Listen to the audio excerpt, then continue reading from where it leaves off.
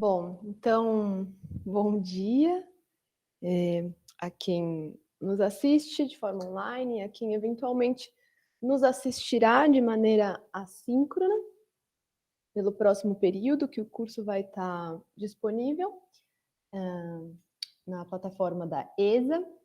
Meu nome é Renata Falavina, eu vou dar a aula de hoje, sou também junto com a professora Maria Júlia, uma das pessoas que pensou, elaborou a proposta desse curso. Queria, né, novamente agradecer à ESA pelo espaço. Como eu costumo falar, né, eu acho bastante interessante e potente essa possibilidade da advocacia paulista pensar, refletir conjuntamente diversos temas, né? Esse espaço de cursos de extensão, cursos de curta duração da ESA possibilita justamente esse tipo de troca. Já tive a oportunidade de estar aqui em outros momentos debatendo outras temáticas, todas elas relacionadas em alguma medida com o mundo do trabalho, né? Então, me apresentar. A minha formação inicial é no direito, né? Eu sou advogada, formada pela PUC aqui de São Paulo. Minha área de atuação é o direito do trabalho, que é também a minha área de especialidade, mas a minha formação ela tem um cunho interdisciplinar, porque eu sou também das ciências sociais. Então, minha casa de origem nas ciências sociais é a Unifesp, mas agora eu estou na Unicamp desenvolvendo doutorado em Sociologia do Trabalho. Então, todas essas temáticas que permeiam o mundo do trabalho, os desafios que se colocam para a gente, seja na atuação da advocacia, seja na atuação da sociologia, me interessam.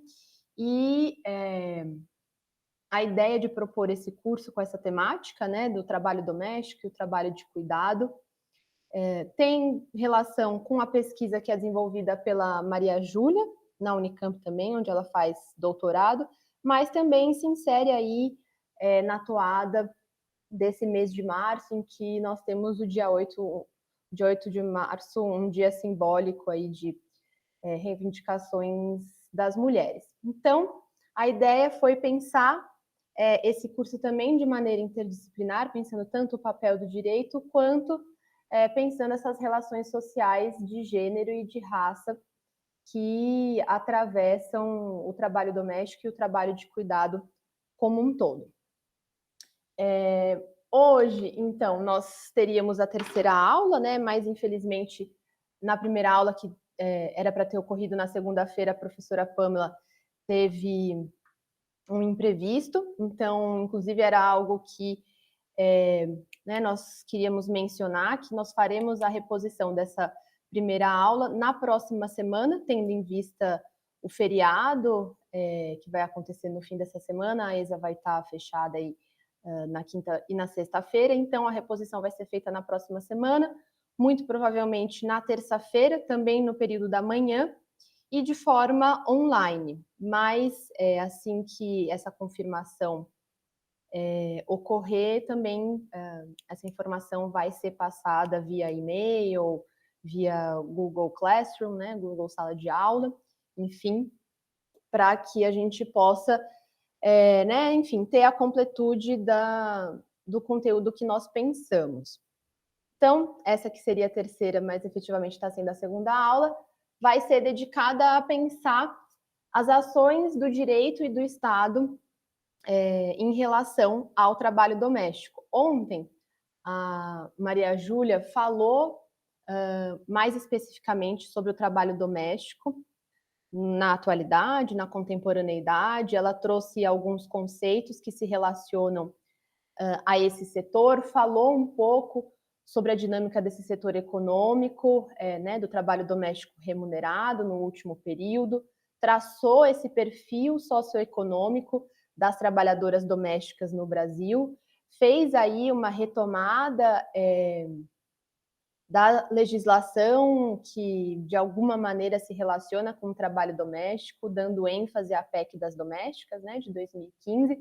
Falou também do papel das organizações coletivas, no sentido de conquistar essa proteção social. Então, ela disse aí também de entrevistas que ela fez com sindicalistas do setor. Falou também da questão da profissionalização do trabalho de cuidado direto, né? Então, aquele, por exemplo, realizado por babás, por cuidadoras de idosos, as demandas desse setor e também as contradições que permeiam essa reivindicação de profissionalização, pensando aí principalmente, né, em disputas com outros setores, como os setores ligados à saúde, à enfermagem, e falou que é mais propriamente o objeto de pesquisa dela, da emergência das plataformas digitais no trabalho doméstico, como que isso tem ocorrido, os diferentes aplicativos para esse tipo de trabalho, enfim, inserindo também nessa questão maior que é a plataformização ou uberização do trabalho. Com isso em mente, então, hoje, os tópicos que eu pretendo abordar são esses que vocês podem ver na tela. Então, falar de uma temática que tem ganhado um pouco mais de visibilidade no último período, principalmente aí a partir da pandemia da Covid-19, que é a questão do trabalho doméstico análogo ao escravo. Falar, então, de alguns casos recentes de resgate de trabalhadoras domésticas escravizadas, como que isso tem ocorrido, os desafios que atravessam esse tipo de resgate, justamente por conta dos empecilhos à fiel fiscalização do trabalho doméstico, tendo em vista aí dois bens jurídicos que são protegidos e que entram em choque no momento da fiscalização laboral. Falar também um pouco dos efeitos da pandemia sobre esses setores, sobre as condições de trabalho e como que isso está relacionado também aí com o aumento dos casos de resgate de trabalhadoras escravizadas, tratando de uma situação que perpassa tanto esse regime de trabalho quanto o regime de trabalho assalariado, que é o assédio e a violência, né, no âmbito doméstico, e terminar falando sobre a Política Nacional de Cuidados. Então, adentrando no nosso primeiro tópico, vocês vão ver que eu vou fazer toda uma digressão para que a gente possa chegar ao trabalho escravo contemporâneo, retomando aí algumas questões necessárias para que a gente entenda, né, a origem historiográfica, mas também econômica desse regime de trabalho na atualidade. Então, em termos de alguns dados iniciais sobre o trabalho escravo contemporâneo, nós podemos mencionar que entre 1995 e 2019 foram mais de 54 mil pessoas encontradas, resgatadas no regime de escravidão no Brasil. Isso traz um pouco, né, a dimensão dessa problemática, a magnitude desse regime de trabalho, e nos coloca que atualmente esse trabalho ele é combatido não somente nas regiões do campo, né, onde o agronegócio faz fronteira e tenta aí expandir o seu território, mas também é uma forma de trabalho encontrada nos grandes centros urbanos, e isso nos chama a atenção, né, justamente para a convivência entre aquilo que, digamos, é moderno, né, o centro urbano, com todos os seus avanços, as suas tecnologias, enfim, e o trabalho escravo que nos remete a um período anterior, né? Então, diferente do que nós poderíamos imaginar, o trabalho doméstico, o trabalho escravizado contemporâneo, ele é encontrado nos centros urbanos, mas né, para além desses espaços do campo. São, então, milhares de pessoas traficadas, submetidas a essas condições desumanas de trabalho e que são impedidas de romper ali aquele laço laboral todos os anos, né? Essa é uma realidade que não se apresenta somente em um ou outro ano, mas que se verifica continuamente. E isso remete a uma reflexão sociológica mais profunda, no sentido de entendermos o que foi a abolição da escravidão no Brasil. Uma abolição Então, que alguns autores, que o movimento negro, enfim, diversos setores da sociedade vão colocar como sendo uma abolição em termos formais. Isso porque, a partir dessa data, né, que todos nós conhecemos, todos nós estudamos nas nossas aulas de história na escola, quando, né, em 13 de maio de 1888, com a promulgação da Lei Áurea, o Estado brasileiro, então, deixa de reconhecer o direito de propriedade de uma pessoa sobre a outra. Mas, a despeito dessa finalização, desse reconhecimento por parte do Estado, fato é que persistem estratégias de submissão desses trabalhadores, uma submissão que nega de maneira mais profunda e cruel a liberdade e a dignidade dessas pessoas. Dignidade, nesse sentido, entendida como esse conjunto básico de garantias a que todos nós devemos ter acesso pelo simples fato de fazermos parte do gênero humano. Quando a negação dessa dignidade ocorre, então, essas pessoas passam a ser tratadas como instrumentos que são descartáveis de trabalho. É por isso, então, tendo em vista essa dicotomia entre o âmbito formal e o âmbito da materialidade, que muitos autores, muitos setores sociais vão colocar que essa abolição, a abolição da escravidão no Brasil, na verdade é uma abolição incompleta, ou como diria Clóvis Moura, uma abolição inconclusa, justamente porque não ocorreu a inclusão real, material, dessas pessoas, desses trabalhadores antes escravizados, para essa sociedade que emergia, né, a sociedade, entre aspas, aí, do trabalho livre. E essa não inclusão vai fazer com que a proporção de negros no total de pessoas escravizadas, atualmente, seja quantitativamente maior quando em comparação à participação desse setor populacional no total da população brasileira. E isso, enfim, né, por óbvio, nos faz indagar. Afinal, por que então, majoritariamente, as pessoas que são escravizadas atualmente são pessoas negras? Seria isso, né, uma mera coincidência, enfim, um fato isolado, pontual? Não. O que muitos autores vão colocar, autores que hoje debatem o trabalho escravizado contemporâneo, é justamente essa continuidade desde o período do escravismo colonial até os dias atuais, desse lugar de maior subjugação, de maior submissão, de maior exploração a que a população negra está submetida, justamente tendo em vista essa perspectiva de uma abolição inconclusa, incompleta, somente formal da escravidão no Brasil. E como dados, né, advindos da fiscalização do trabalho nos mostram, aquele trabalhador, aquela trabalhadora que hoje em dia vai ser escravizado, vai ser uma pessoa pobre, um trabalhador pobre. Justamente, né, dada a sua situação de grande vulnerabilidade econômica, social, política, enfim, dada essa situação de pobreza, é que esses trabalhadores vão ser aliciados para o trabalho escravizado. E nós sabemos também, isso comprovado estatisticamente, pelo censo demográfico, pelas pesquisas domiciliares, que a pobreza no Brasil atinge especialmente a população negra.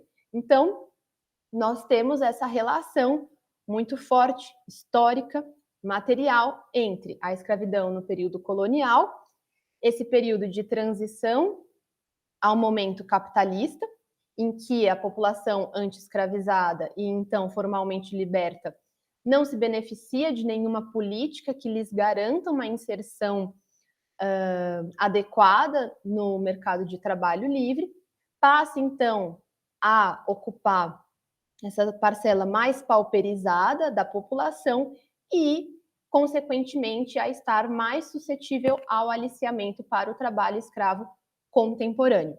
Então, é essa relação, é esse imbricamento de desenrolares históricos que eu queria chamar a atenção dos colegas para que a gente possa, quando formos pensar e analisar o trabalho escravo contemporâneo mais detidamente, sabermos, né, qual a relação com o passado, quais foram as rupturas e as continuidades.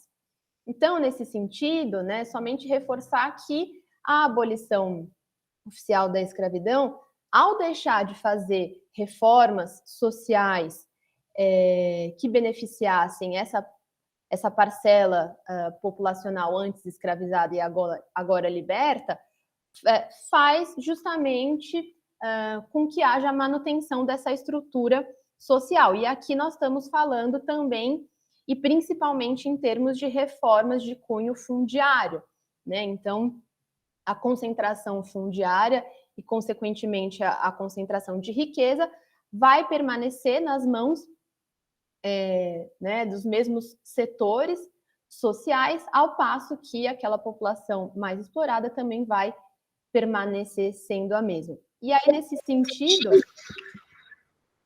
Oi, Nelson, você quer fazer uma pergunta? Acho que só por engano, né? Você abriu o microfone. Gente, se vocês... Não, Bruna, muito obrigado. Eu havia perdido a conexão.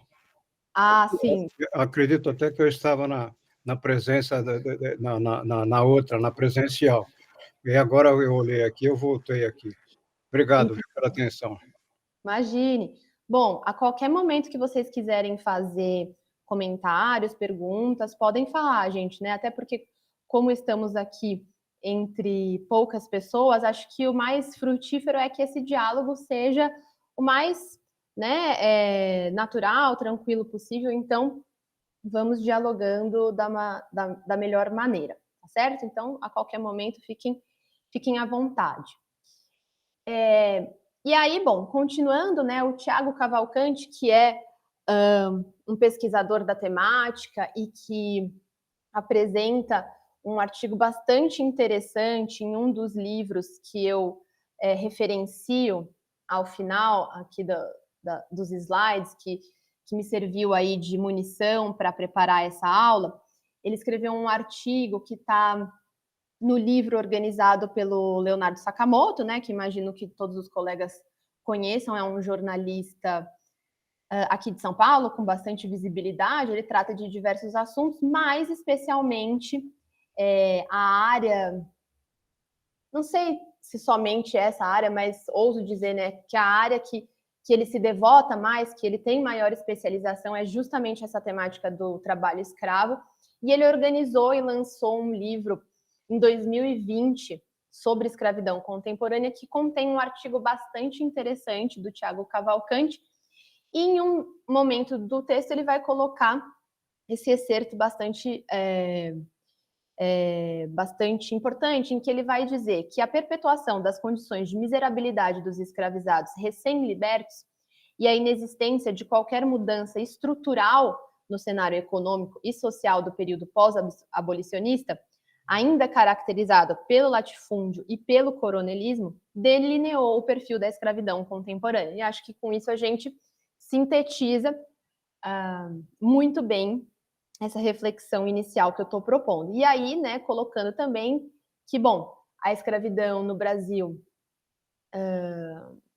incidiu principalmente sobre a população negra, mas não somente, né? Sabemos que também os povos indígenas foram escravizados, assim como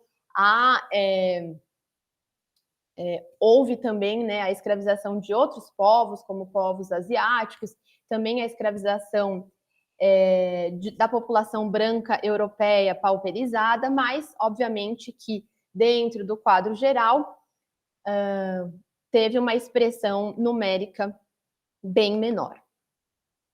E aí, com isso, a gente passa a poder pensar, afinal, o que é escravidão.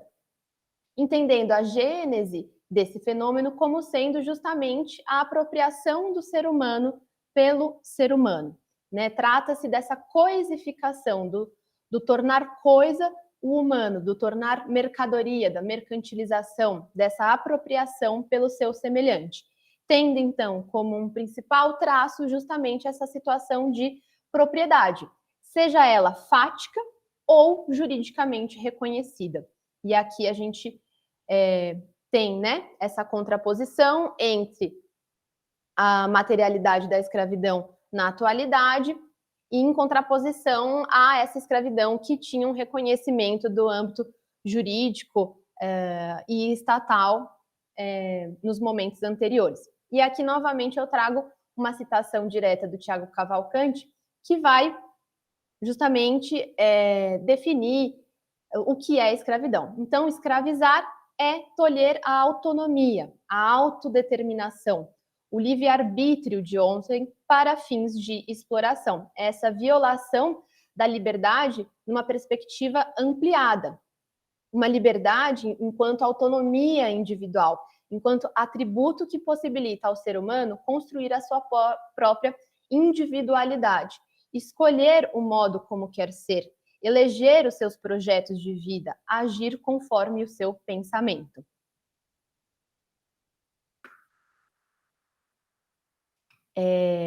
Acho que o Nelson fez um comentário que se dirige ao suporte técnico aqui da ESA.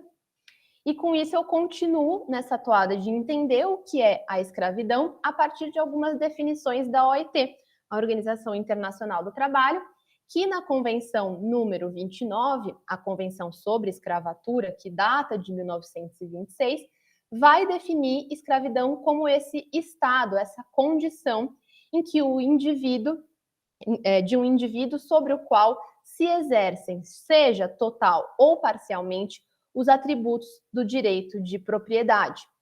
Em continuação a isso, uma convenção que data de 1956, a Convenção Suplementar sobre a Abolição da Escravatura, do Tráfico de Escravos e das instituições e práticas análogas à escravatura, vai, então, haver essa definição do escravo como sendo aquele indivíduo sobre o qual se exercem todos ou parte dos poderes atribuídos ao direito de propriedade. E aqui eu recomendo, né, a leitura dessas duas convenções, que vão ser bastante importantes para a trajetória nacional de reconhecimento da existência desse tipo de trabalho no nosso território e construção do que nós conceituamos e definimos como escravidão contemporânea e de todas as medidas que vão tentar combater essa forma de trabalho. Tendo, então, isso em vista, a gente pode passar à questão do que é a escravidão contemporânea.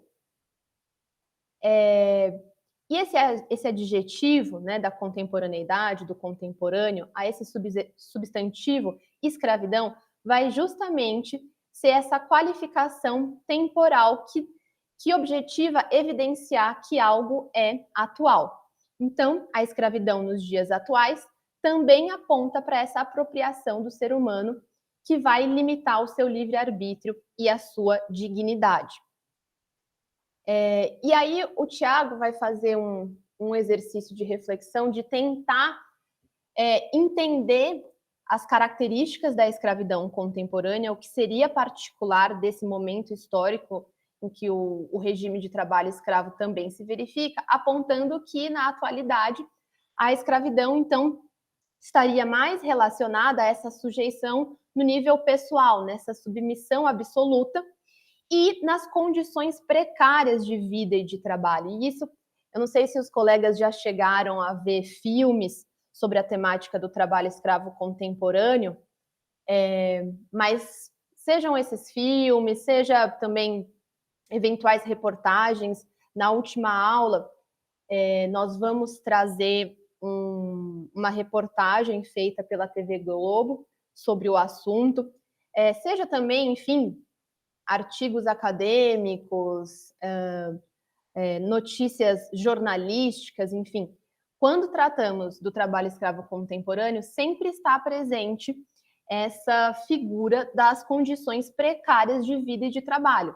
Então, são condições mais do que precárias, né? A precariedade, ela chega a ser insuficiente para descrever essa realidade de habitação, a inexistência de instalações sanitárias, a falta de água potável, o padrão alimentar completamente insuficiente, a falta de higiene generalizada, essas jornadas de trabalho muito exaustivas, de sol a sol, com a ausência de descanso, assim como a exposição a toda sorte de doenças, né? Então, essa imagem que nós podemos construir quando pensamos na escravidão contemporânea é esse viver semelhante ao viver dos bichos, porque de fato, muitas vezes, esses trabalhadores escravizados, eles compartilham com bichos a bebida, compartilham a comida, compartilham o local de moradia,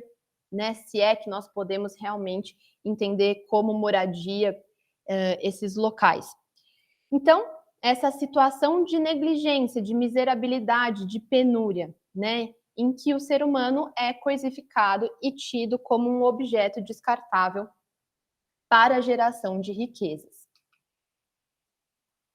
E aí, aqui, né, tendo em vista essa caracterização que o Tiago vai fazer, importante a gente apontar que não se trata, o trabalho escravo contemporâneo, ele não é um resquício, né, uma reminiscência de formas arcaicas de exploração. Não é como se, bom, o Brasil viveu centenas de anos de um modo de produção escravista colonial, passou então a estar inserido no sistema capitalista, mas há algumas reminiscências, alguns resquícios, algumas continuidades pontuais do trabalho escravizado que remetem a esse período longínquo e superado na nossa história, que foi o período da escravidão. Não. A bem da verdade, quando nós adentramos ao universo do trabalho escravo contemporâneo, nós percebemos, e aqui novamente, né, não sou só eu, mas diversos autores, pesquisadores, procuradores, fiscais do trabalho, enfim, diversos agentes do Estado que devotam a sua atuação profissional para o combate dessa forma de trabalho, que vão justamente perceber que esse trabalho ele é um instrumento utilizado pelos empreendimentos modernos, atuais, tecnológicos, enfim, para garantir a lucratividade e também como um instrumento de competitividade frente, né, à economia globalizada. A natureza legal e econômica, então, do trabalho escravo contemporâneo vai diferir daquele trabalho escravo, seja da antiguidade clássica, seja do Brasil colônia e do Brasil império, mas o que há de semelhante em todos esses períodos é esse processo de coisificação dos trabalhadores desses seres humanos. E colocar novamente, né, assim como o dado quantitativo que eu trouxe por primeiro na aula, que não é desprezível o número de pessoas que estão envolvidas no trabalho escravo contemporâneo, quando a gente pensa esse universo populacional em comparação com o total da população economicamente ativa. E justamente por não ser um universo populacional desprezível, é que nós podemos entender o trabalho escravo contemporâneo não como um resquício, mas como um instrumento que faz parte da economia atual. E aí, enfim, vão ser diversas as nomenclaturas que vão se referir a esse fenômeno. Então, nós podemos falar em formas contemporâneas de escravidão, escravidão contemporânea, trabalho escravo moderno, escravidão moderna, trabalho análogo à escravidão, enfim, todas essas nomenclaturas tentando sintetizar um fenômeno social que ocorre em nível mundial, não somente no Brasil. Mas justamente por toda a diversidade histórica, social, econômica, enfim, da diversidade de características que os países apresentam, é que há uma dificuldade também em realizar a uniformização desse conceito, dessas nomenclaturas. Mas há aí um debate a nível mundial pela necessidade dessa uniformização, mas as dificuldades se apresentam quando nós colocamos esse fenômeno inserido nas diferentes realidades nacionais. No Brasil, a legislação, o legislador, então, escolheu utilizar a expressão trabalho em condições análogas à de escravo.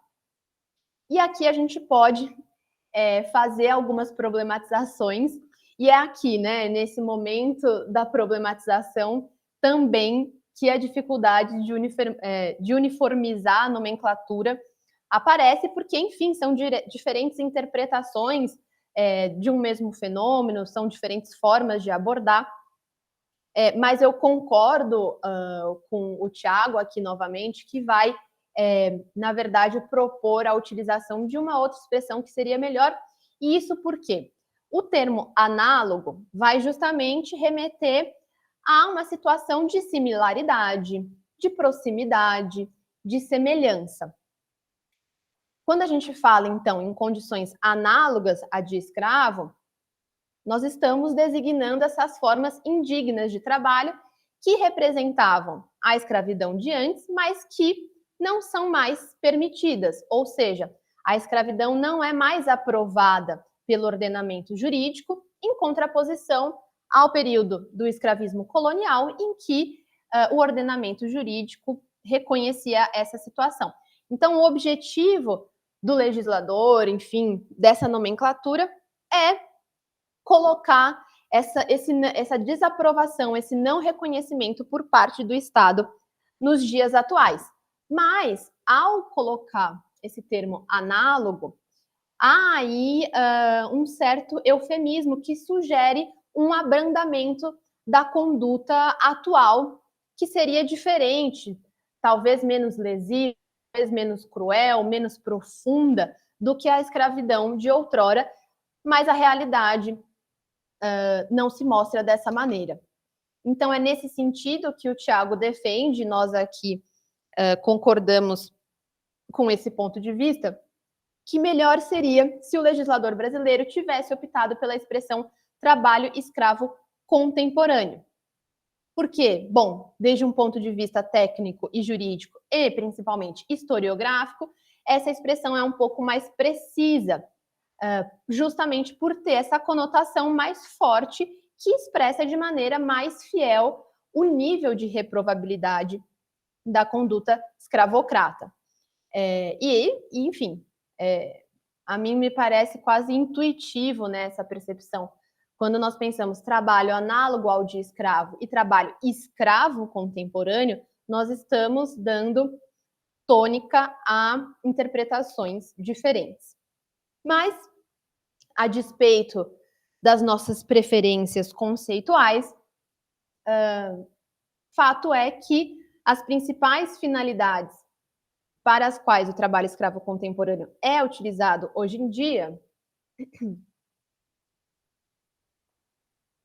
são, em primeiro lugar, a derrubada de mata nativa, né, ou seja, a limpeza aí de vastos territórios para que empreendimentos do setor agropecuário e do setor extrativista se coloquem, e isso eu vou comentar um pouquinho mais.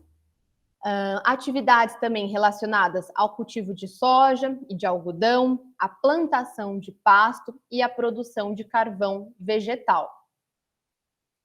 E todas essas principais finalidades, e aqui eu estou falando principais em termos numéricos, né, estatísticos mesmo, nos remetem a um outro ponto, que há toda uma vasta e interessantíssima bibliografia que vai trazer as minúcias dessa questão, que é justamente a relação entre o desmatamento da Amazônia, não somente da Amazônia, mas principalmente da Amazônia brasileira, e a utilização da mão de obra escravizada nos dias atuais.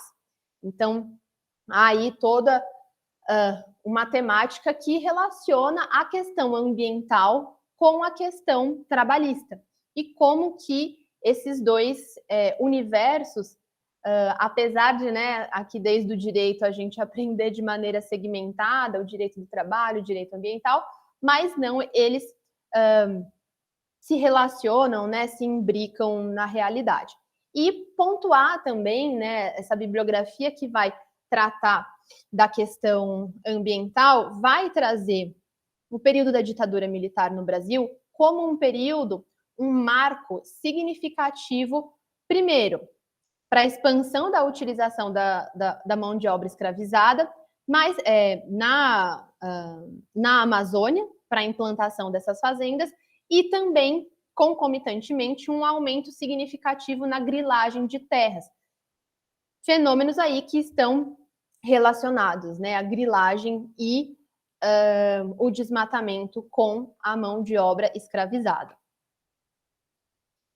A partir disso também, nós podemos entender novamente a escravidão contemporânea não como um resquício, uma reminiscência, que estaria aí descompassada com a modernidade, mas como um instrumento econômico. E aí eu trago uma citação do próprio Leonardo Sakamoto, né, como eu disse, uma pessoa, uma referência na temática, que vai colocar o seguinte: o trabalho escravo contemporâneo, aqui novamente, não é um resquício de modos de produção arcaicos que sobreviveram ao capitalismo. Trata-se de um instrumento utilizado por empreendimentos para potencializar os seus processos de produção e expansão. A superexploração do trabalho, da qual o trabalho escravo contemporâneo é a forma mais cruel, é deliberadamente utilizada em determinadas regiões e circunstâncias como ferramenta. Sem ela, empreendimentos não teriam a mesma capacidade de concorrer numa economia globalizada. E aqui ele traz uma outra categoria de análise bastante interessante, que é a superexploração do trabalho, né? Essa exploração que ela é mais profunda, ela é mais visceral, que se verifica em alguns territórios, e aqui pensando o Brasil como um país latino-americano, como um país que não faz parte ali, né, dos países centrais do capitalismo, daqueles países mais ricos. Então, aqui essa exploração ocorreria de maneira mais aprofundada. E o trabalho escravo seria justamente uma das formas de expressão da superexploração do trabalho, aquela forma mais cruel. E entendendo, então, a escravidão contemporânea como um instrumento econômico, nós podemos pensar nos objetivos que são almejados por esses setores que vão lançar mão da utilização dessa forma de trabalho. Então, nós temos como um dos objetivos o ganho de competitividade, e um ganho de competitividade de forma desleal, justamente porque está em contraposição com o ordenamento jurídico, é essa espécie de dumping social, né, em que os direitos trabalhistas são desrespeitados, e aí, novamente, né, o desrespeito ele é insuficiente para tratar dessa realidade, porque não é um mero desrespeito, né, é algo de um outro nível, mas que, enfim, esses direitos trabalhistas vão ser burlados e vão ser, assim, burlados como uma prática comercial desleal para obter essa vantagem econômica, aumentando, então, as margens de lucro. E isso faz com que nós cheguemos à conclusão de que combater o trabalho escravo contemporâneo implica em ferir interesses econômicos, né? E aí, a partir dessa conclusão, nós temos indícios mas se é uma prática tão reprovável, se são situações de vida e de trabalho tão desumanas, tão cruéis, por que, enfim, o Estado não intervém e vamos acabar logo com isso, né? A questão é muito mais complexa, justamente por ferir aí interesses econômicos e haver, então, a contraposição, a conflituosidade com setores poderosos da sociedade. E aqui a gente entra na análise de quem são esses empregadores escravocratas. E diferentemente do que nós poderíamos imaginar, esses empregadores, eles não são empregadores pobres, né? Então, ali, um empregador que tem uma fazenda pequena e que não tem muitas condições de fazer saltos tecnológicos na sua produção e que vai, então, lançar mão da utilização do trabalho escravo para conseguir competir com outras produções de maior escala, enfim, de maior composição aí de capital, de utilizar mais tecnificadas. Não. A bem da verdade, o que nós percebemos é que esses empregadores que se beneficiam do trabalho escravo empregam bastante tecnologia, inclusive tecnologia de última geração na sua produção. Mas esse universo mais moderno, mais tecnológico, vai coexistir com a utilização da mão de obra escravizada em alguns em algumas das atividades do todo produtivo. E aí eu chamo aqui a atenção para algumas normativas importantes nessa temática. No âmbito internacional, nós temos, enquanto, enfim, né, um marco inicial importante, a Declaração Universal dos Direitos Humanos, de 48, a Convenção de 29, que eu já tratei anteriormente, a Convenção de 29, não, a Convenção número 29, a Convenção número 105, a Convenção Suplementar, que eu também tratei anteriormente, trazendo a definição que ela abriga de escravo, e no âmbito nacional, eu gostaria de destacar 3 normativas. A primeira delas é o artigo 149 do Código Penal, que eu vou abordar em minúcia, a emenda constitucional número 81 de 2014 e uma lei do Estado de São Paulo, que eu também vou versar posteriormente. Essas normativas, então, são aquilo que há de mais nuclear nessa temática. E aí nós passamos, então, à análise do artigo 149 do Código Penal, que vai fazer a tipificação do crime de redução à condição análoga à de escravo. E vai colocar... Essa é uma redação amplamente conhecida pelas pessoas que se debruçam, né, sobre essa temática, não só no âmbito jurídico, mas também em outras áreas, e que vai colocar que reduzir alguém à condição análoga de escravo, quer submetendo-o a trabalhos forçados ou a jornada exaustiva, quer sujeitando-o a condições degradantes de trabalho, quer restringindo por qualquer meio a sua locomoção em razão de dívida contraída com o empregador ou preposto, a pena a ser cominada é de reclusão de 2 a 8 anos, além de multa e da pena correspondente à violência. O parágrafo 1º vai trazer, então, que nessas mesmas penas incorre aquele que cercear o uso de qualquer meio de transporte por parte do trabalhador, com o intuito de retê-lo no local de trabalho, ou também aquele que mantiver vigilância extensiva no local de trabalho, ou se apoderar de documentos e objetos pessoais do trabalhador para retê-lo no local de trabalho. Além disso, a pena, conforme o parágrafo 2º do 149, vai ser aumentada pela metade se o crime for cometido contra criança ou adolescente, ou por motivo de preconceito, de raça, cor, etnia, religião ou origem. E com isso, nós podemos trazer algumas afirmações, alguns entendimentos. O primeiro dele é de que não há a exigência de que essas 4 hipóteses configuradoras do crime coexistam no caso concreto. Apesar de, né, quando o resgate vai ser realizado, quando a fiscalização está sendo realizada, na maioria das vezes, essas situações estarem entrelaçadas, todas elas ocorrendo. Então, essas 4 formas de executar o crime, elas vão ser autônomas, elas vão ser independentes uma das outras. Ou seja, ao haver a caracterização, a verificação de apenas uma dessas situações, dessas hipóteses, já está caracterizado o crime de reduzir alguém ao trabalho análogo à escravidão. De maneira que a configuração vai ocorrer independentemente da manifestação de vontade da vítima. E esse é uma outra observação bastante importante, no sentido de que o consentimento daquela pessoa escravizada vai ser irrelevante para a consumação do crime, porque justamente esse estado de miserabilidade, de vulnerabilidade, vai tornar essa pessoa suscetível a ser aliciada para o trabalho escravo, né? Torna essa pessoa um escravo em potencial.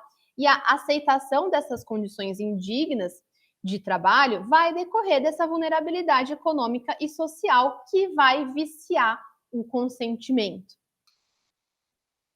E essa vontade viciada que decorre da coação patronal vai incidir tanto no momento pré-contratual quanto durante a prestação do serviço, de maneira a impedir o encerramento desse vínculo. E aqui, quando nós falamos em coação patronal, essa coação pode ocorrer de diferentes maneiras. A coação moral é aquela em que há a utilização de métodos juridicamente fraudulentos. Já a coação psicológica, sabemos, é aquela que vai ocorrer na esfera psíquica, emocional da pessoa. Então, né, muitas vezes essas pessoas estão nessa situação degradante, enfim, mas para onde elas vão se elas saírem dali? Né? É nesse nível psíquico também que essa superexploração vai incidir. E a coação também pode ser física, e incidindo, né, no corpo, na corporeidade dessas pessoas, seja pelo aprisionamento, seja pela violência, as mais diversas. E aqui, então, nós vamos analisar cada uma dessas 4 situações, hipóteses do trabalho escravo contemporâneo, que, novamente, podem ocorrer de maneira combinada ou isoladamente. A primeira delas é o trabalho forçado, né, que é aquela situação em que ocorre a impossibilidade de quebrar o vínculo de trabalho, seja porque os documentos foram retidos, seja porque o salário é retido, seja pelo isolamento geográfico, pela dificuldade de sair daquele local, seja pelas ameaças, pelas agressões ou mesmo pela tortura que aquelas pessoas são submetidas. Essa situação, então, se relaciona com esse desprezo do elemento de escolha e também pelo vício de consentimento. Depois, a segunda hipótese de caracterização é a situação de servidão por dívida ou a restrição de locomoção por dívida, que é aquela situação em que o cativeiro vai ser mantido pela imposição de dívidas que são fraudulentas e dívidas que se relacionam ao transporte. Então, veja, né? Nós te trouxemos até esse lugar isolado geograficamente. Você precisa pagar por esse transporte, você precisa pagar pela alimentação completamente insuficiente, enfim, que você recebe. Você precisa pagar por essa hospedagem, por essa condição mais do que precária de viver, além de situações de adiantamentos, enfim. O empregador, então, vai criando esses mecanismos de endividamento do trabalhador que impossibilitam e dificultam o encerramento daquele vínculo e o abandono daquele local de trabalho. E aqui nós temos esse sistema que acredito, já bastante conhecido pela sociedade brasileira, né, pelas denúncias múltiplas que nós já tivemos, que é o sistema de barracão, ou o truck system, que é essa relação comercial compulsória em que, bom, uma vez que você está completamente isolado geograficamente, que a sua liberdade de locomoção é completamente cerceada, você só pode comprar os produtos daquele barracão que está ali na localidade em que você está trabalhando. E que são produtos que vão ser vendidos pelo empregador de forma muito inflacionada e que vão retirar esse poder de livre disponibilidade dos salários. A terceira hipótese de caracterização do trabalho contemporâneo é aquela relacionada às condições degradantes de trabalho, ou seja, o meio ambiente de trabalho nega a dignidade à pessoa e coloca em risco a sua saúde e mesmo a sua vida. E aqui nós estamos falando de condições que vão para além do, muito, entre aspas, simples descumprimento da legislação trabalhista, mas há um aviltamento, um rebaixamento bastante visceral, bastante profundo da dignidade humana. E aqui, novamente, né, nós estamos falando em áreas de vivência precária, em instalações sanitárias precárias ou inexistentes, em falta de água potável, nessa alimentação que vai ser também muito precária, a falta de higiene no local de trabalho, enfim, tudo isso colocando maiores riscos à saúde e à segurança desses trabalhadores. E, por fim, a quarta hipótese de caracterização do trabalho escravo contemporâneo é a relacionada à jornada exaustiva, que é esse cotidiano de trabalho que leva ao total esgotamento físico e psicológico dessas pessoas, tendo em vista seja a intensidade do trabalho, seja a extensão da jornada laboral ou a combinação dessas duas formas de exploração. Essa exaustão, então, que leva a esse completo esgotamento das forças físicas e psíquicas das pessoas.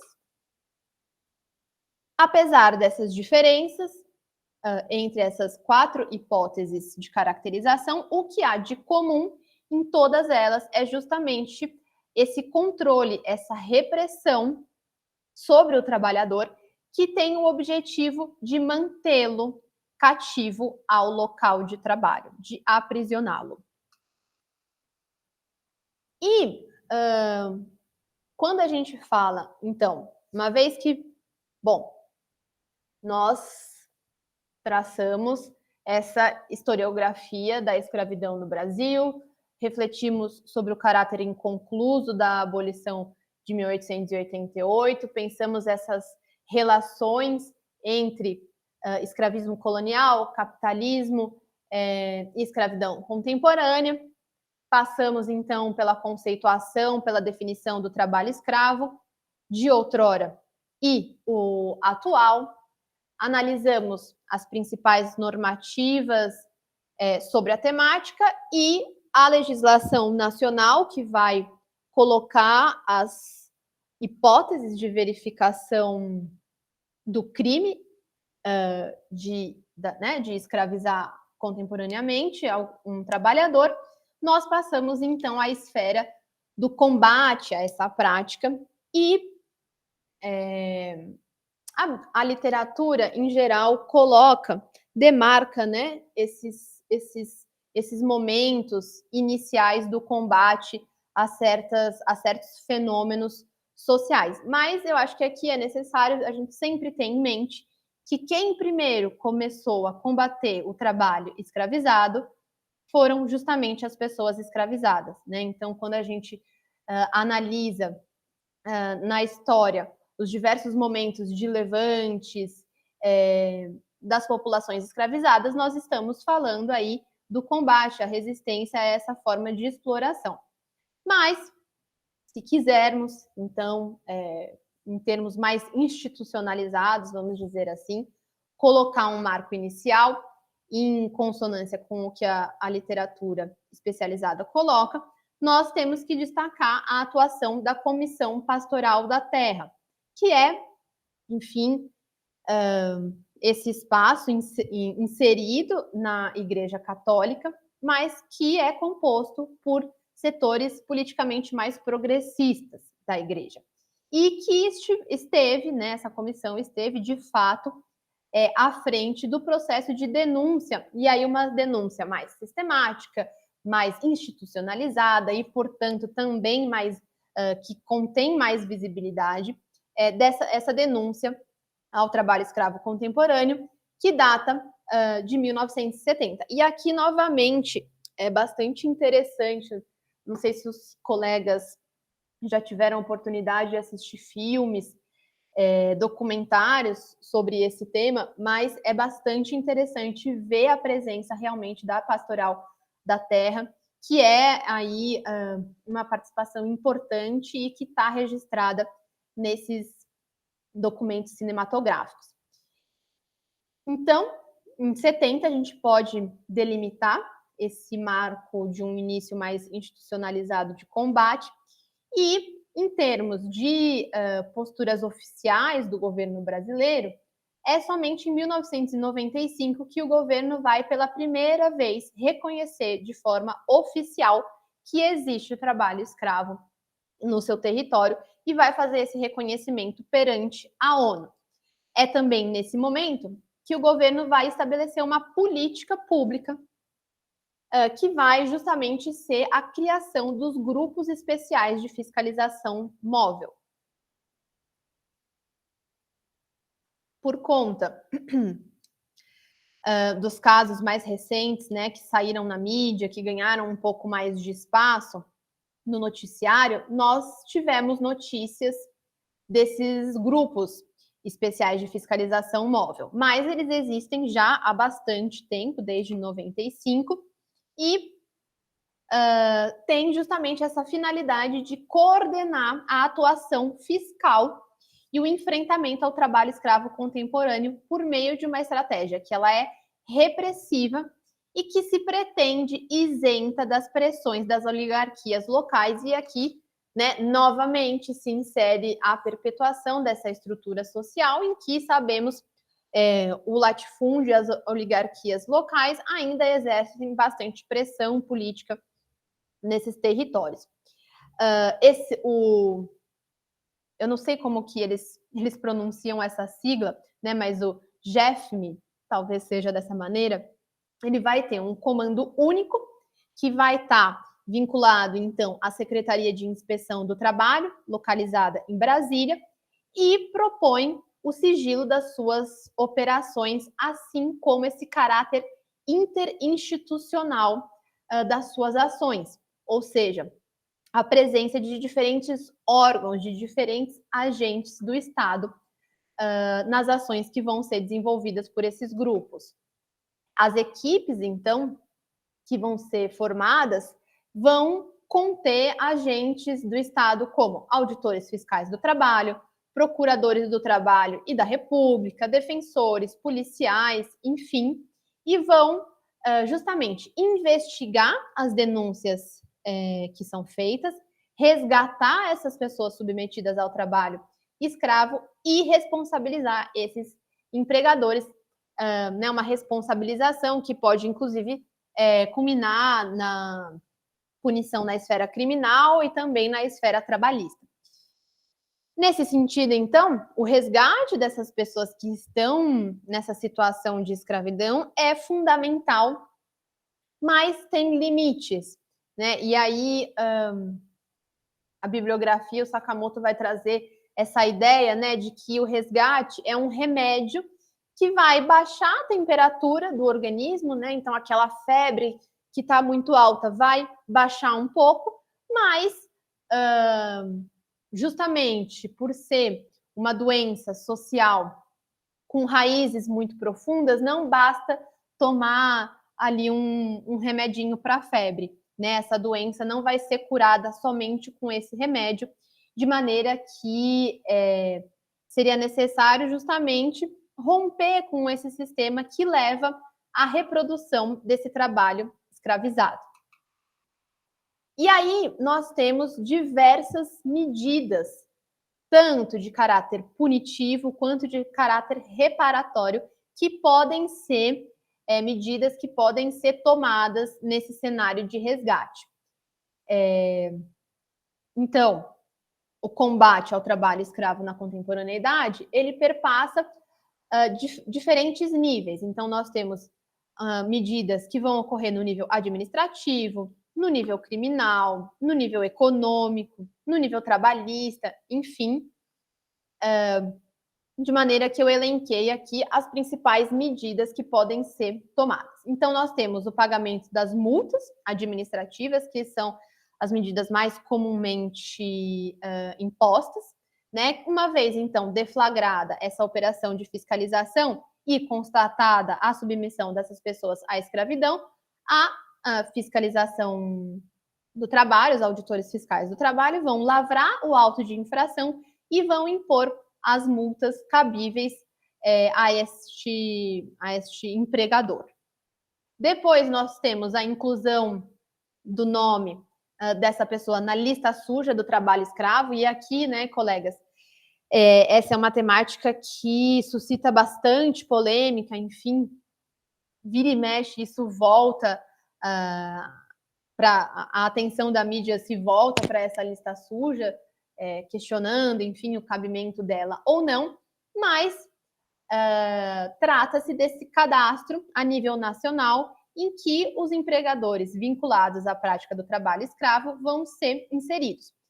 E tanto pessoas físicas quanto pessoas jurídicas podem ter o seu nome registrado na lista suja, e esse registro vai ser mantido por 2 anos, ficando a exclusão do nome dessa pessoa condicionada à regularização das condições de trabalho, ao pagamento das multas devidas e também dos débitos trabalhistas e previdenciários.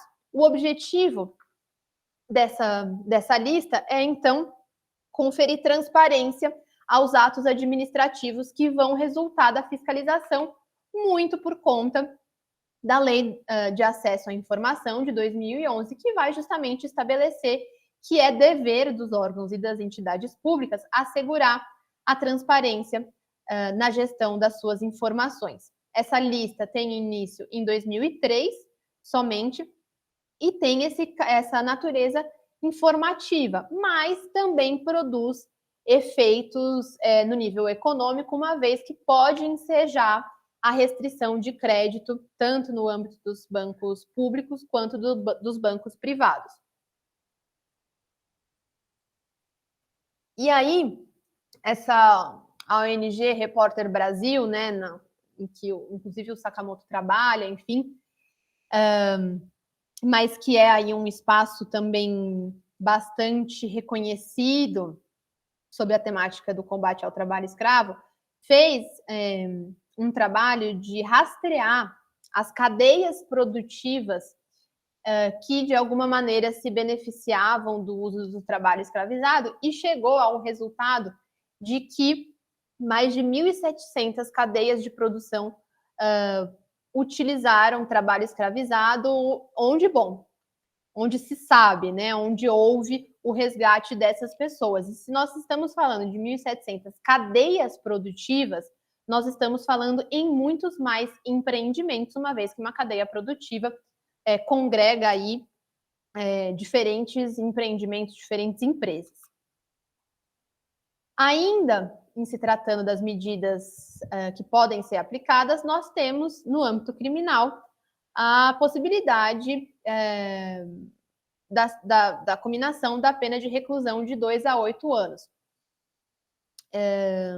E aqui há a equiparação, como eu comentei quando fiz a leitura do artigo 149 do Código Penal, a equiparação para fins de responsabilização na seara criminal daquela pessoa que realiza a intermediação da contratação da pessoa que vai ser escravizada e também a equiparação para fins de responsabilização da pessoa que realiza a vigilância do local ali de trabalho, garantindo a permanência desses trabalhadores, evitando as fugas. E aqui essas figuras, né, nos remetem aos aliciadores e aos capatazes de outrora.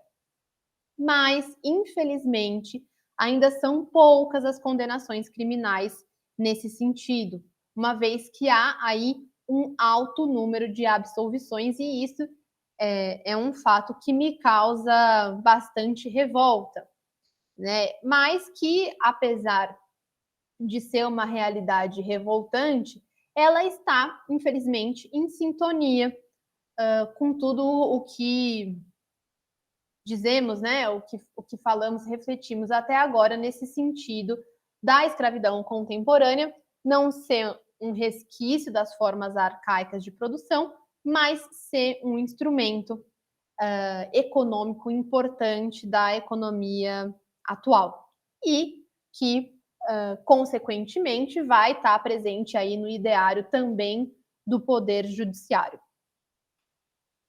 Depois, nós temos a medida de indenização por dano moral à vítima, e aqui a comprovação desse dano de caráter extrapatrimonial em juízo não é necessário, uma vez que é mais do que evidente o dano à dignidade da pessoa humana, tendo em vista justamente os atributos da personalidade que são protegidos pelo nosso ordenamento.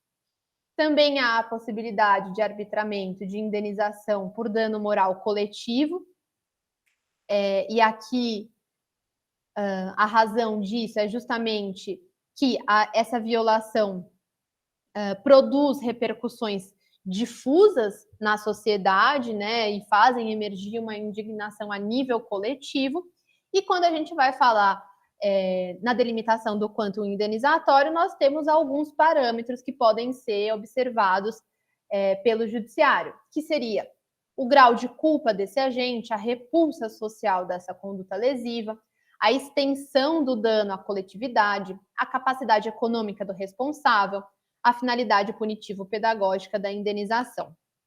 Também, ainda em termos de medidas punitivas, nós temos a possibilidade de perda da propriedade, e essa é uma medida que foi introduzida em 2014 com a emenda constitucional número 81, que passou a prever a expropriação dos imóveis onde for localizada, né, onde for verificada a utilização da mão de obra escrava, e esses imóveis, se inseridos no ambiente rural, se forem propriedades rurais, podem ser destinados à reforma agrária, ou se estiverem no espaço urbano, se forem imóveis urbanos, podem ser destinados a programas de habitação popular. E essa perda da propriedade, ela é justificada pelo não atingimento da função social que a propriedade deve ter de acordo com a nossa Constituição.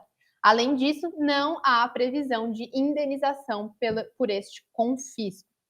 E aqui é bastante interessante, porque na Bahia, agora eu não me recordo se em 2010, mas no período recente aí, nós tivemos uma ação bastante interessante nesse sentido, em que, a partir da fiscalização do trabalho, foi possível constatar a existência do uso de mão de obra escrava. Aquela propriedade foi desapropriada e os trabalhadores que foram resgatados desenvolveram ali naquela propriedade uma gestão coletiva da produção, enfim, agropecuária, né, através, se não me engano, também de uma parceria com o MST. Foi uma iniciativa bastante interessante. Recomendo os colegas a buscarem informações nesse sentido, que à época o Vitor Filgueiras, que hoje em dia é professor da Universidade Federal da Bahia, mas que à época era fiscal do trabalho, esteve aí à frente de todo esse processo. Então, bastante interessante o Vitor Filgueiras, inclusive, uma pessoa muito capacitada, enfim, é uma referência nessa temática também, tem diversos trabalhos a esse respeito, recomendo fortemente o conhecimento do trabalho, da obra do professor Vitor Filgueiras.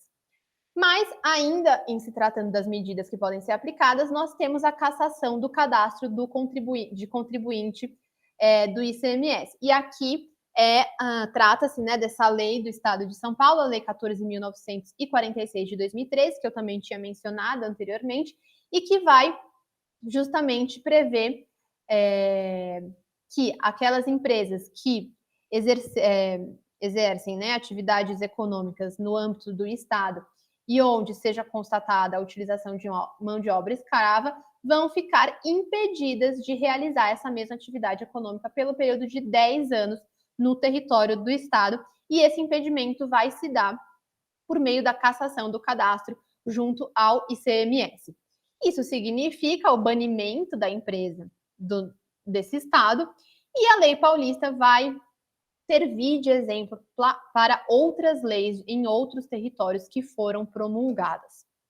Por último, nós também podemos falar nas restrições comerciais que vão decorrer do Pacto Nacional pela Erradicação do Trabalho Escravo, um pacto que foi criado em 2005 e que é de livre adesão, mas uma vez que ocorra essa adesão, os signatários definem restrições comerciais às empresas em que seja identificada a utilização do trabalho escravo na sua cadeia produtiva. É também uma forma de isolamento comercial. E com isso, nós podemos perceber avanços que são construídos no combate ao trabalho escravo contemporâneo.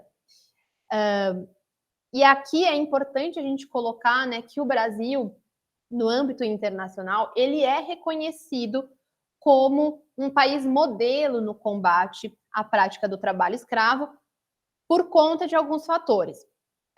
Um deles é justamente o fato de que a nossa conceituação de trabalho escravo contemporâneo é uma conceituação bastante à frente, né? Uma conceituação bastante reconhecida a nível internacional, porque prevê, como eu esmiucei aqui, diferentes hipóteses que não precisam ocorrer de forma simultânea. Nicole, não. A nossa aula não tem, o nosso curso não tem um grupo de WhatsApp, mas vocês têm acesso ao Google Sala de Aula, tá? Que é um espaço ali em que a ESA, inclusive, compartilha esses materiais escritos que nós preparamos, tá bom? Então, tendo em vista esse conceito de trabalho escravo, assim como todo esse sistema de políticas públicas que eu acabei de falar, todas essas medidas que podem ser implementadas para o enfrentamento ao trabalho escravizado, por conta disso, o Brasil ele é reconhecido internacionalmente como um país modelo, mas a realidade social, né, ela é complexa, ela se transforma continuamente, e os desafios ao combate ao trabalho escravo se renovam cotidianamente. Daí a necessidade de sempre, né, de constantemente avançar nesse sentido, no sentido do combate ao trabalho escravo, assim como impedir tentativas de retrocesso. E tentativas de retrocesso que nós observamos no período recente, né? No último governo, nós tivemos notícia, saiu na mídia, que as ações de combate ao trabalho escravo cessaram dentro ali do âmbito do que à época fazia parte do Ministério da Economia, hoje voltou a ser o Ministério do Trabalho e Emprego, né? No âmbito da fiscalização realizada pelos auditores fiscais do trabalho, que justamente aí por uma falta de orçamento não deixaram de realizar essas fiscalizações voltadas ao combate ao trabalho escravo. Então, essas tentativas de retrocesso, elas ocorrem, é necessário resistir a elas, mas mais do que isso, avançar no aprimoramento dos instrumentos, das políticas públicas de combate ao trabalho escravo.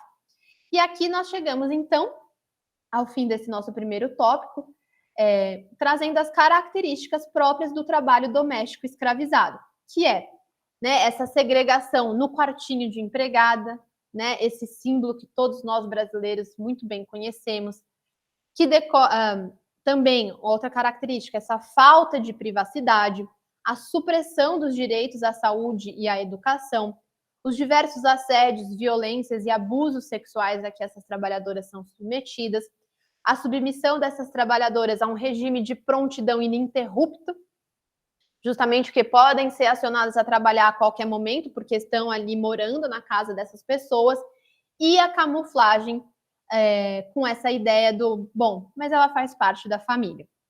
E com isso, eu vou propor, então, a realização de um breve intervalo, e nós voltamos trazendo aí notícias dos casos recentes de resgate de trabalhadoras domésticas escravizadas.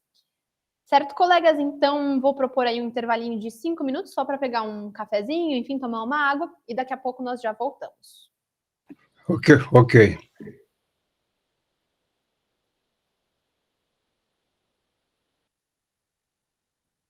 Cadê?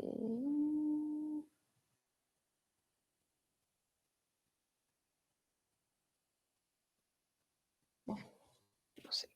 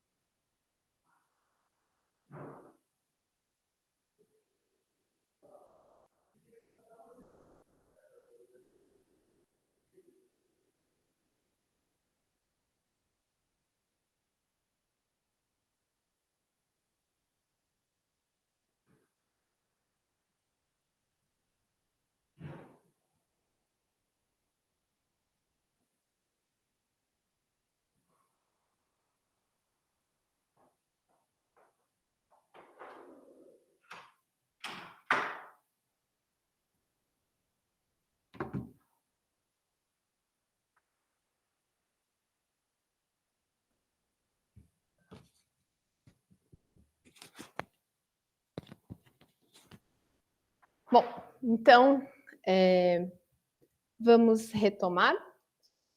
E com isso a gente passa ao segundo ponto dessa aula, que é justamente tratar desses casos recentes de resgate de trabalhadoras domésticas escravizadas. E aqui eu trago para vocês algumas manchetes de notícias jornalísticas que vão todas se referir a um caso bastante recente, que nós primeiro tivemos notícias no ano passado, e que é um caso que causa muita indignação, porque é justamente a realização desse tipo de prática de exploração por parte de um agente do Estado. Então, essas notícias vão colocar: mãe de mulher escravizada por desembargador morreu procurando a filha. A outra manchete nos fala: com aval do STF e do STJ, desembargador leva doméstica escravizada de volta. E a outra notícia nos fala: fiscal do trabalho que resgatou doméstica em casa de juiz é alvo de ação da Polícia Federal. Esses, então, essas são frases que nos fazem problematizar essa expressão que também todos nós brasileiros temos familiaridade, né? Do bom, mas ela é da família. E o que essas notícias estão nos falando é justamente sobre o resgate de uma trabalhadora doméstica de dentro da casa de um desembargador, justamente por essa trabalhadora ser submetida a condições análogas à de escravidão. Essa trabalhadora se chama Sônia Maria de Jesus, tinha no ano passado 50 anos de idade e foi levada quando tinha 9 anos de Osasco, na Grande São Paulo. Desde então, a sua família nunca mais teve notícias do seu paradeiro. E a partir, da fiscalização do trabalho, a partir de uma denúncia dessa condição de trabalho imposta a essa trabalhadora, foi que nós tivemos notícias de toda essa situação, e esse jornal Metrópolis recolheu depoimentos que revelaram que a mãe da Sônia, essa trabalhadora, passou nos últimos dias da sua vida procurando pela sua filha, mas morreu em 2016 sem ter conseguido completar essa que seria a missão da sua vida. O desembargador que está sendo investigado, indiciado por isso, é o desembargador Jorge Luiz Borba, do TJ de Santa Catarina. E há aí, enfim, diversas polêmicas, vai e vens que envolvem esse resgate e essa denúncia, justamente tendo em vista o poder que essa pessoa, que esse desembargador está aí mobilizando.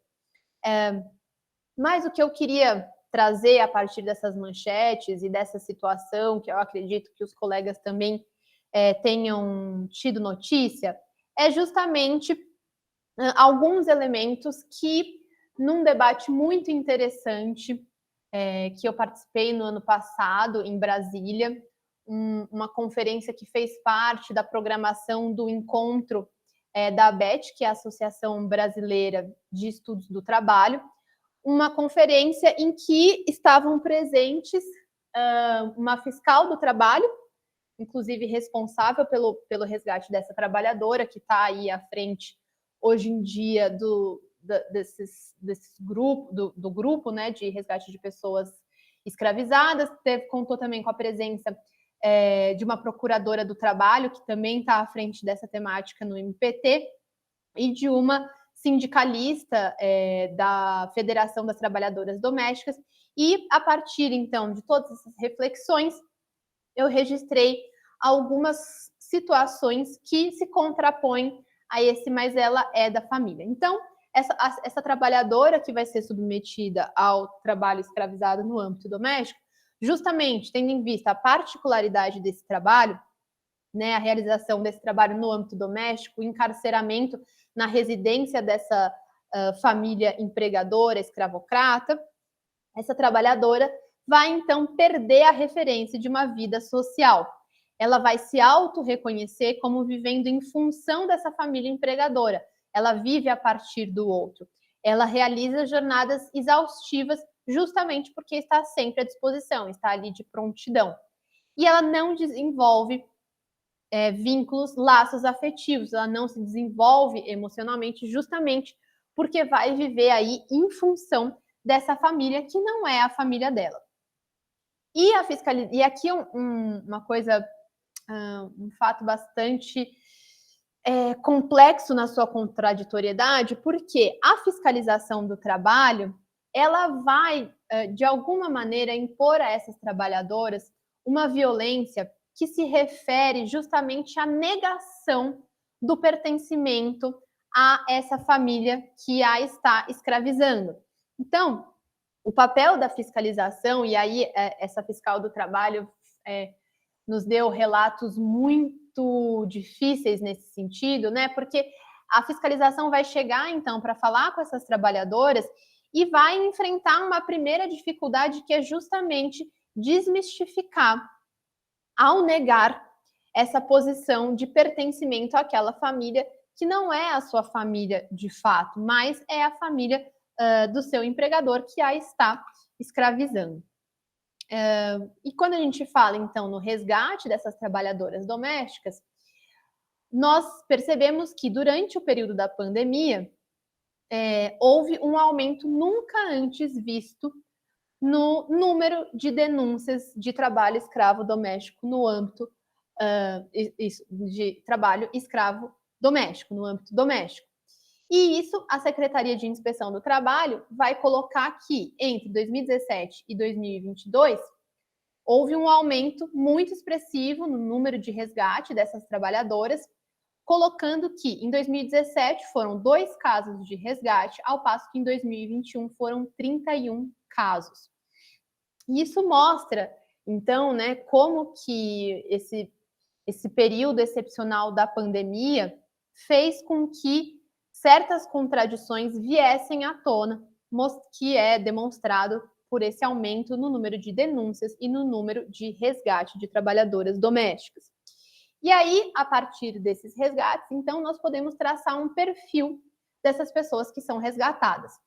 98% são das pessoas resgatadas são mulheres, então aqui reafirmando aquilo que ontem a Maria Júlia também colocou, né, do trabalho doméstico ser um trabalho majoritariamente realizado por mulheres.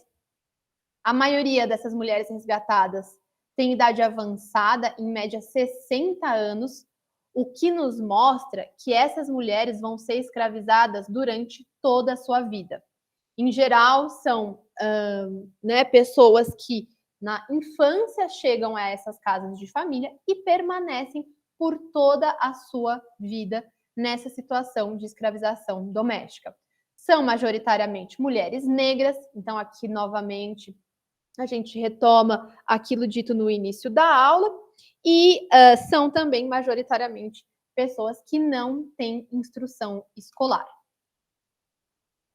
E aí eu trago aqui uma questão que é a invisibilização da escravização das mulheres trabalhadoras. Isso porque o percentual de mulheres que vai ser resgatada, né, por meio dessas ações não perfaz nem 10% do total de resgates que são realizados. Ou seja, mais de 90% das pessoas resgatadas em trabalho escravizado, e aqui não somente no âmbito doméstico, mas pensando o total dos resgates que são realizados, 90% dessas pessoas são homens.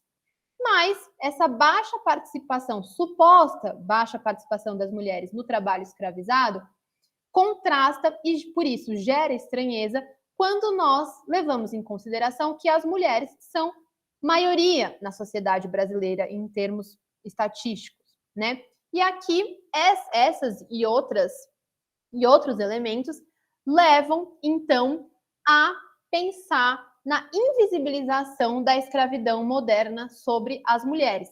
E essa invisibilização já está aí no radar do sistema de fiscalização. Há, inclusive, um livro que foi publicado por meio do Ministério Público do Trabalho, que trata justamente disso, né, que quer chamar a atenção justamente para essa invisibilização da escravização das trabalhadoras mulheres.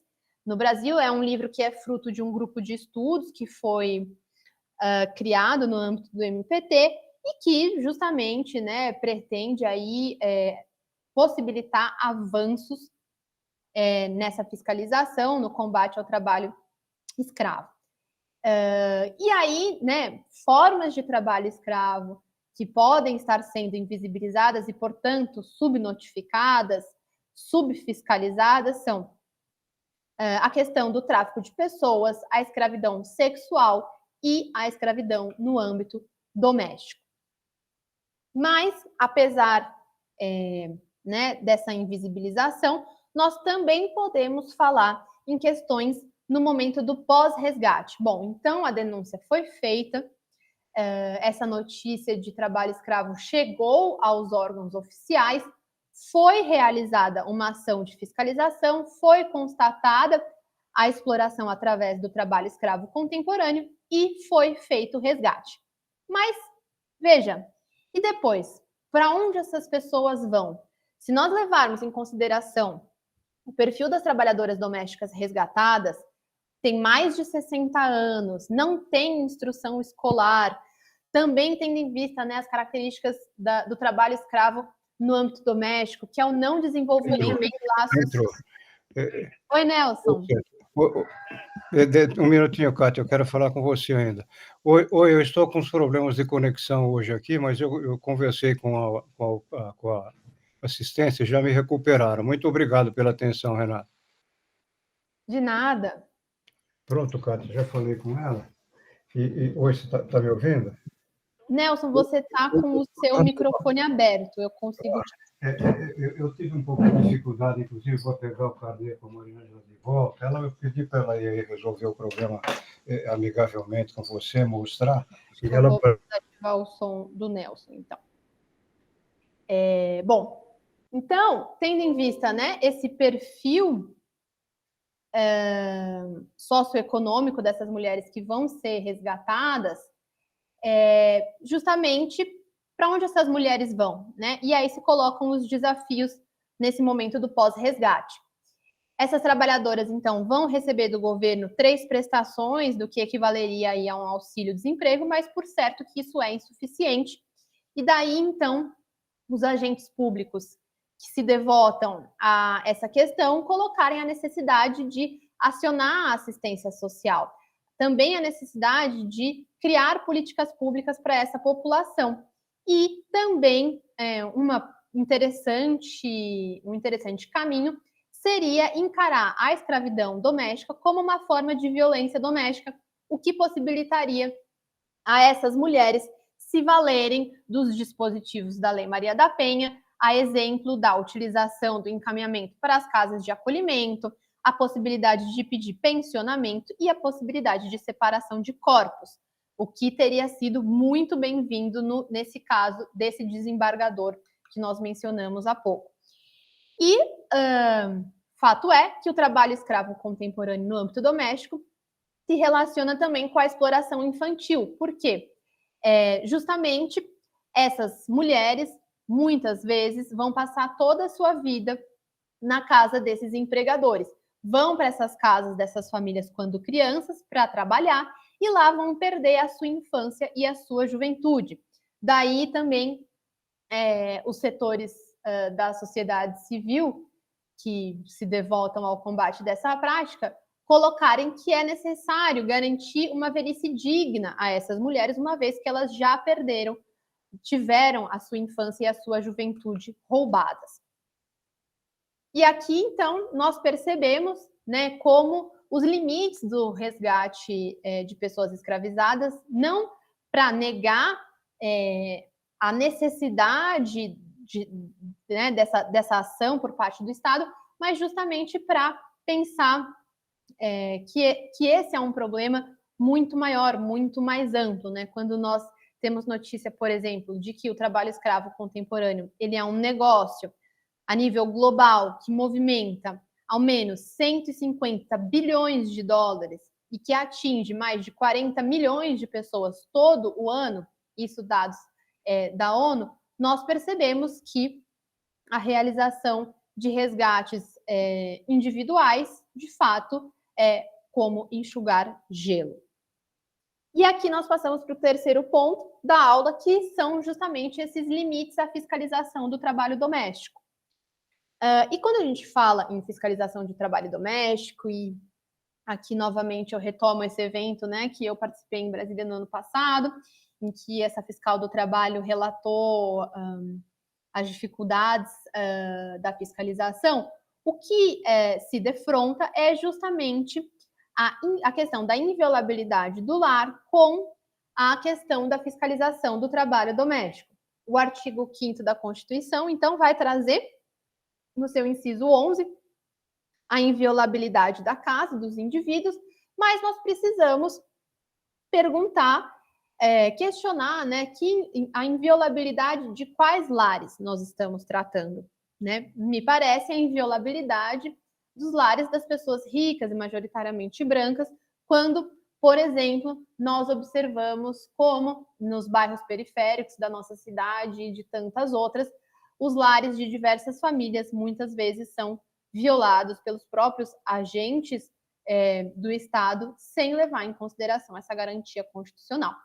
E aqui eu trago alguns dispositivos da Instrução Normativa número 2 do MTE, o Ministério do Trabalho e Emprego, que vai, esses dispositivos vão justamente simbolizar essas dificuldades que a fiscalização no âmbito doméstico atravessa. Por quê?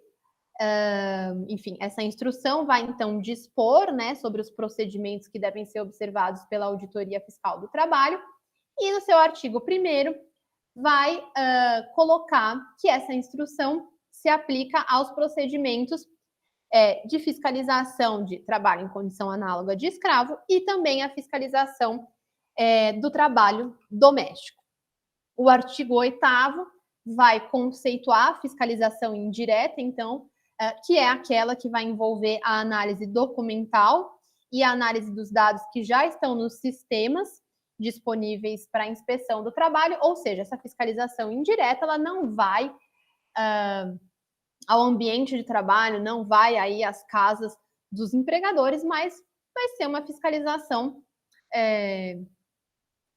distante, né? E o artigo 103, que está inserido na seção de fiscalização do trabalho doméstico, vai justamente priorizar, dar preferência a essa fiscalização indireta quando os auditores forem analisar o trabalho doméstico. E aqui a gente já tem um primeiro desafio, porque, vejam, como a professora Maria Júlia disse na aula de ontem, num mercado de trabalho do setor do trabalho doméstico em que prevalece a informalidade, a análise documental ela é insuficiente.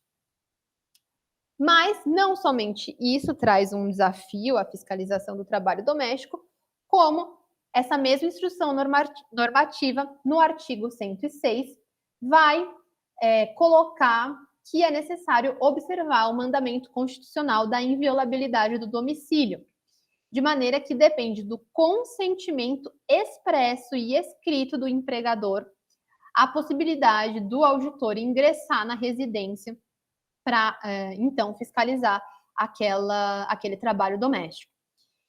E aqui nós nos defrontamos com um limite bastante substantivo, porque se esses auditores não podem ingressar nos locais de trabalho, e se o trabalho doméstico ele é majoritariamente informal, de maneira que a fiscalização indireta é completamente insuficiente, porque o trabalho escravo não vai estar documentado, não é mesmo?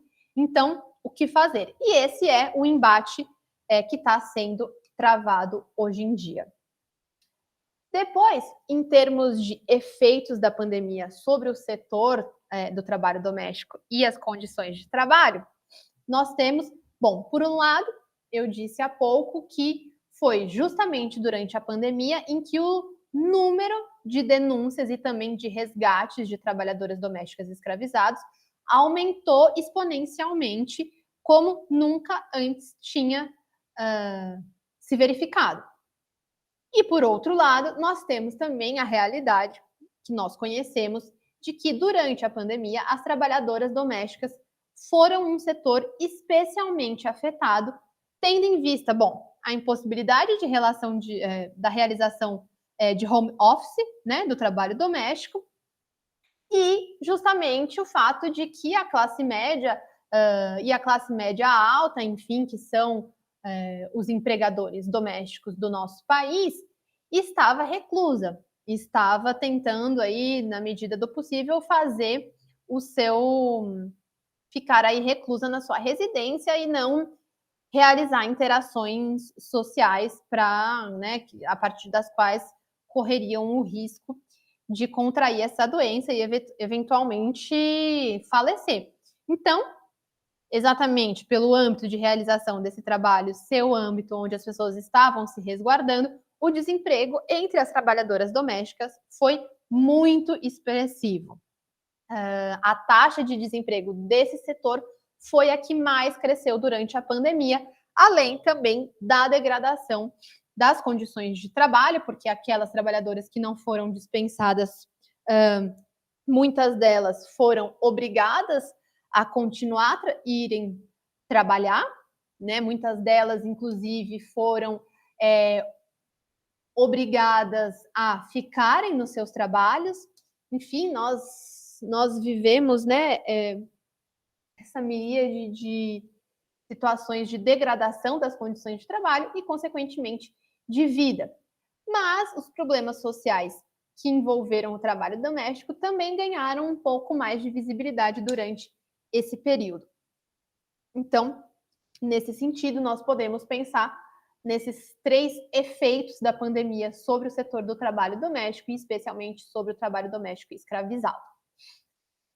E agora, então, eu passo para o último tópico da nossa aula, que é justamente a Política Nacional de Cuidados, e com isso eu encerro essas reflexões sobre o trabalho escravizado na contemporaneidade, trago então a nossa atenção para a Política Nacional de Cuidados, mas tópicos que não estão desvencilhados um do outro, porque o trabalho doméstico também é uma forma de trabalho de cuidado e essas trabalhadoras domésticas, em especial essas trabalhadoras domésticas que são submetidas ao trabalho escravizado, também são merecedoras de cuidado. E com isso nós vamos passar a pensar sobre essa novidade no país, né? Porque em 2023 o governo federal ele lança uma consulta pública para que fosse firmado o marco conceitual da Política Nacional de Cuidados do Brasil, justamente querendo ouvir a opinião da sociedade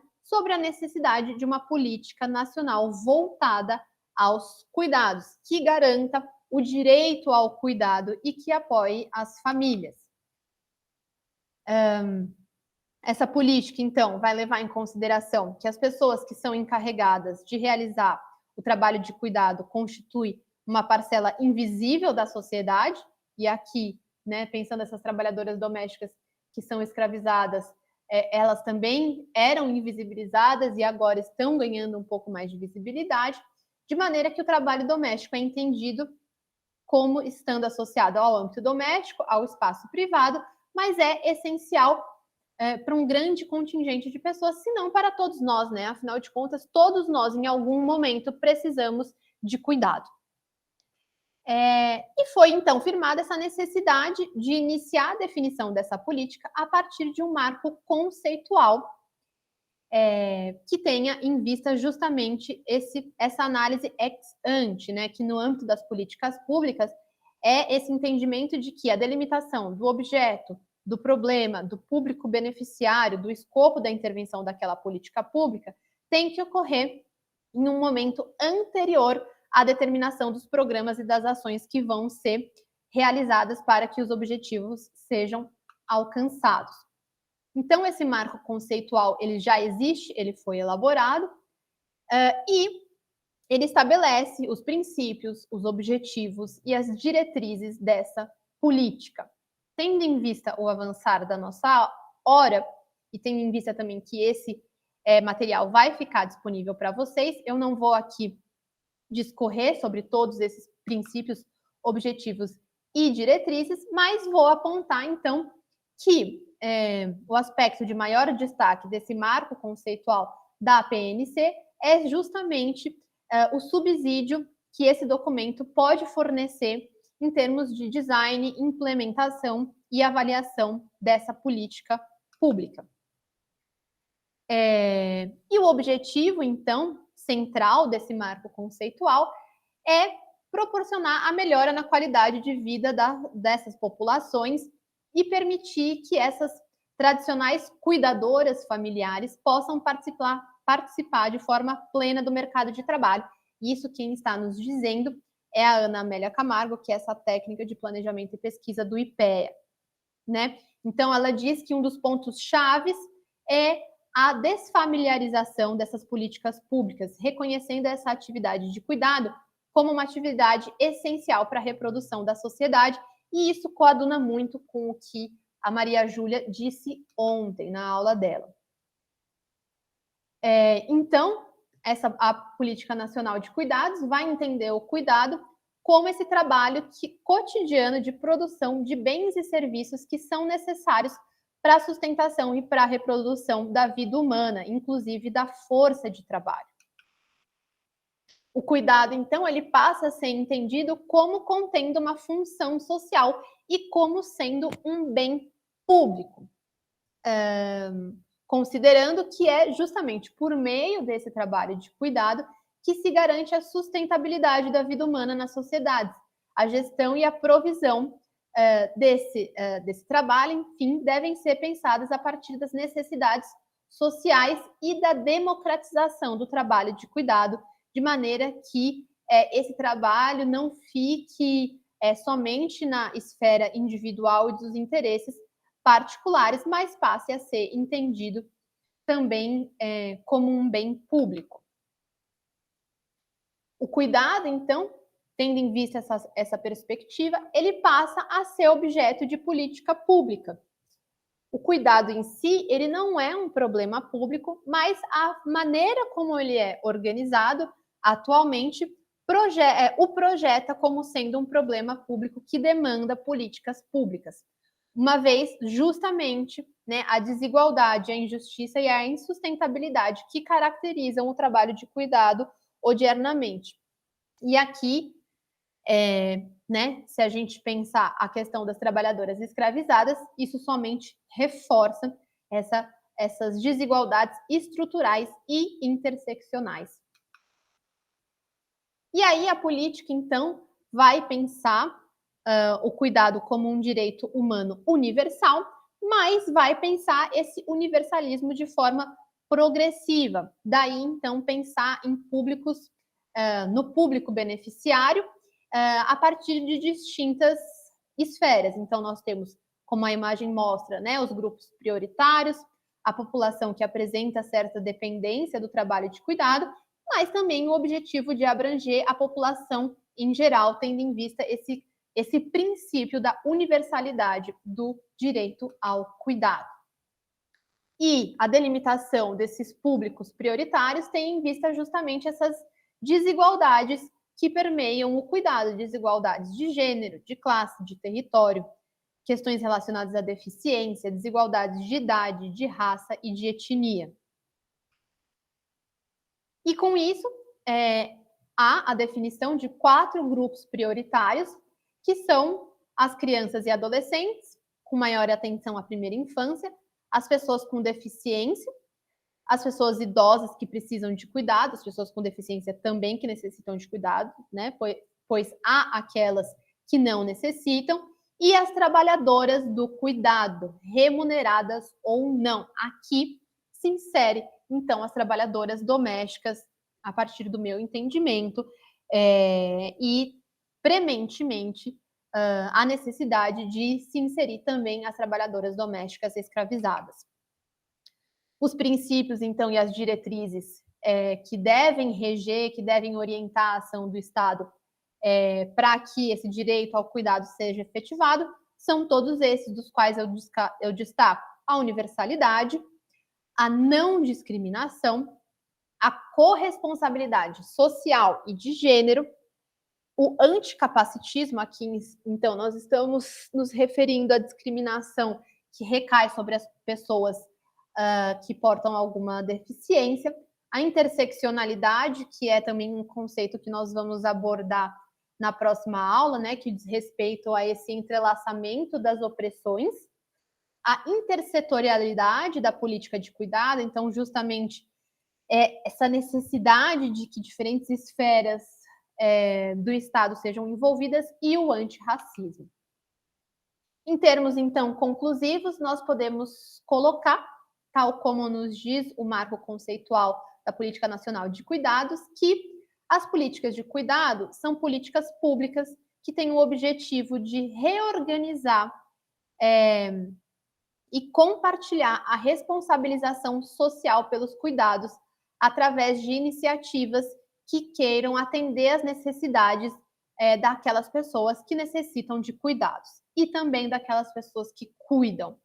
É por meio, então, dessas políticas que o Estado se torna corresponsável e indutor da construção de uma nova forma de organizar os cuidados, que envolva não somente a família, o âmbito privado, o âmbito doméstico, mas o mercado, as empresas, a comunidade, a sociedade civil, enfim, para que, né, um horizonte de maior igualdade, inclusão, justiça e democracia possa ser construído.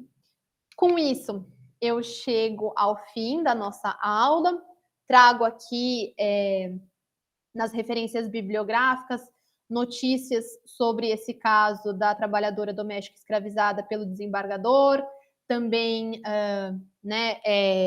espaços onde vocês podem se aprofundar no estudo desse marco conceitual da Política Nacional de Cuidados, também alguma bibliografia especializada sobre a temática, aqui o livro do Sakamoto, que eu mencionei. E muito obrigada. Agradeço a presença dos colegas, agradeço também a audiência daqueles que eventualmente nos assistam de forma assíncrona. Coloco aí o meu contato para eventuais dúvidas. E, novamente, agradeço a ESA por fornecer esse espaço e agradeço também a professora Viviane Vidigal, que é a coordenadora aqui da área de Sociologia da ESA e que abriu esse espaço para a gente, e informo, então, esse informativo também vai ser enviado para vocês pela ESA, que a reposição da primeira aula muito provavelmente ocorrerá nessa próxima terça-feira, também agora no período da manhã, e de forma completamente online, tá bom? Muito obrigada, colegas, e até uma próxima. Muito obrigado, bom dia. Bom dia, Nelson.